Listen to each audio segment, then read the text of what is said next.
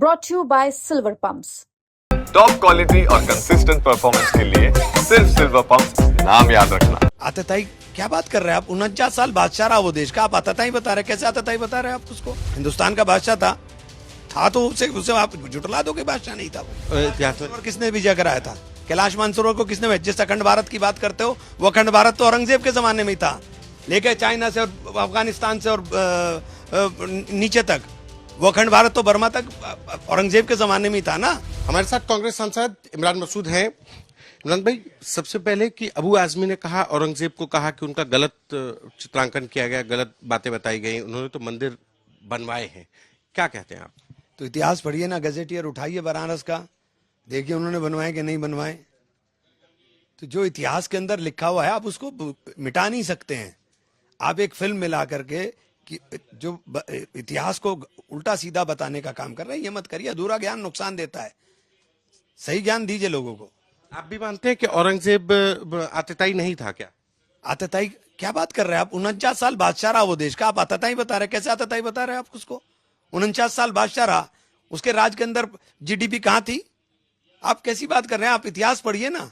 इतिहास को जब तक पढ़ा नहीं तब तक। औरंगजेब को क्या मानते हैं? मैं कुछ नहीं मानता हूं। मैं बादशाह था एक हिंदुस्तान का जो खत्म हो गया, इसके अलावा क्या मानूंगा मैं?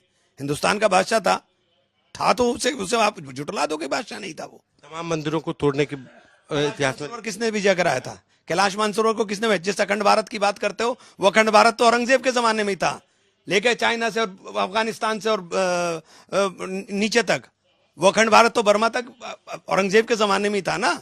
आप अखंड भारत की बात करते हो, तो ये पढ़िए पहले। मैं कह रहा हूं, मैं किसी की तारीफ कर रहा हूं ना किसी की बुराई कर रहा हूं, लेकिन ये कह रहा हूं कि अधूरा ज्ञान मत बांटो, ज्ञान पहले पढ़ो फिर उसके बाद बोलना।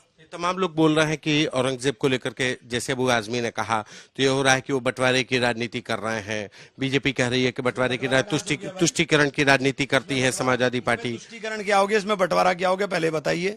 इसमें बंटवारा, मुगलों के वंशज बर्तन मांझ करके अपना जीवन यापन कर रहे हैं, यहीं पैदा हुए यहीं खत्म हो गए इस मिट्टी के अंदर, यहां से कुछ लेके नहीं गए। और जिनका महिमा मंडन करने की कोशिश करते हो, वो अंग्रेज लेकर के गए थे। इस देश को लूटने वाले अंग्रेज थे, अंग्रेज ले गए थे, वो कहीं नहीं गए, वो तो यहीं मर गए। तो अब ये इतिहास की बातें अगर झांकना है इतिहास में, तो अच्छाई के लिए झांको ना। आप नफरत के लिए झांकते रहते हो, हर वक्त नफरत, हर वक्त नफरत। कहां ले जाओगे इस नफरत से देश को? नफरत से देश को कहां लेकर जाएंगे? कहां लेकर जाओगे? नफरत की राजनीति ज्यादा तेजी से बढ़ रही है। हाँ, निश्चित रूप से देश के अंदर जो नफरत हो रही है उससे नुकसान होगा, देश का नुकसान होगा। नफरत से देश का नुकसान होगा। आप 25 करोड़ लोगों को साइडलाइन नहीं कर सकते। दुनिया में कोई जगह ऐसी नहीं है जहां 25 करोड़ मुसलमान को ले लेगा।